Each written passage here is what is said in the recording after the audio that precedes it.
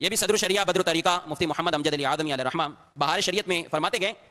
کہ عام طور پر رواج پڑا ہوا گئے کہ عورت سے ایک شخص اذن لے کر آتا ہے جسے وکیل کہتے گئے، وہ نکاح پڑھانے والے سے کہہ دیتا ہے کہ میں فلاں کا وکیل ہوں، آپ کو اجازت دیتا ہوں کہ نکاح پڑھا دیجئے۔ یہ طریقہ محض غلط ہے۔ وکیل کو یہ اختیار نہیں کہ اس کام کے لیے دوسرے کو وکیل بنائے، اگر کیا تو نکاح فضولی ہوا، اجازت پر موقوف گئے۔ اجازت سے پہلے مرد و عورت ہر ایک کو توڑ دینے کا اختیار حاصل ہے، بلکہ یوں چاہیے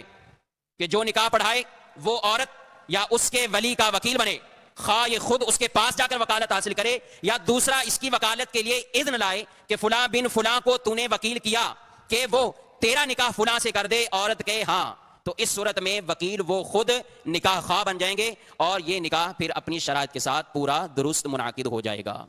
تو یہ نکاح کے بارے میں چند جو ضروری باتیں تھیں۔ نکاح اب ایک اور صورت ہوتی ہے کہ وکیل بھی بسا اوقات غلطی کرتا ہے، اور وہ جو ہمارے ہاں مجلس نکاح میں دولہا وغیرہ بارات آئی ہے، سب معاملات ہوتے ہیں۔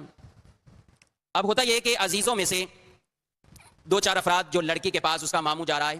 یا اس کا چاچو جو بھی، وہ جا کر اجازت، اس کا چچا جو ہے اجازت لیتا ہے اسے۔ اب وہ وکالت اپنے ماموں یا اپنے چچا کو دے رہی ہے، وہ اندر گئے تمہارا نکاح اس سے کر دیں، وہ اجازت دے دیتی کر دیا جائے میرا نکاح۔ تو اب ہوتا کیا ہے، اب وہ وکیل اندر سے باہر آئے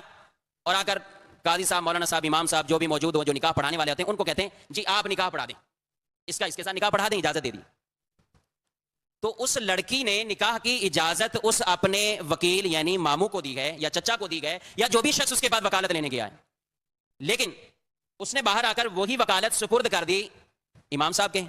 یا قاضی صاحب، مولانا صاحب جو بھی نکاح خواہیں۔ تو یہ طریقہ غلط ہے۔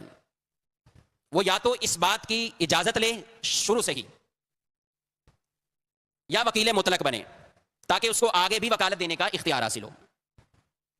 یا وہ جو لڑکی کے پاس وکالت لینے جا رہے ہیں، اذن لینے جا رہے ہیں، وہ شروع سے ہی اجازت ہی اس چیز کی لیں کہ آپ کیا اپنے نکاح کی اجازت، اب وہاں پر امام صاحب کا نام ذکر کر دیں، جو بعض جنہوں نے بھی نکاح پڑھانا ہے، نکاح خواہ ہیں، ان نکاح خواہ کا ذکر کر دیں کہ فلاں بن فلاں کو اپنے نکاح کی وکالت دی، اجازت دی